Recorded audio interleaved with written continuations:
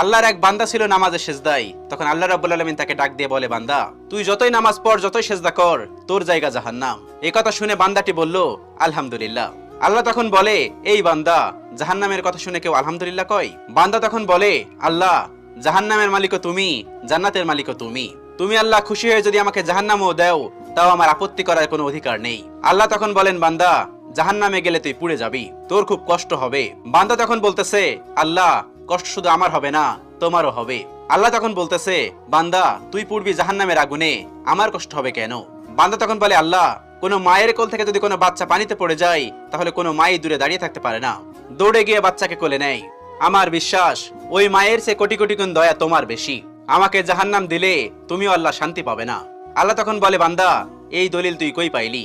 বান্দা তখন বলে, আল্লাহ, আমাদের জাতির পিতা ইব্রাহিম আলাইহিস সালাম তোমার প্রেম মুখে নিয়ে যখন নমরুদের আগুনে পড়ে গেল, তার আগেই তুমি বলে দিলে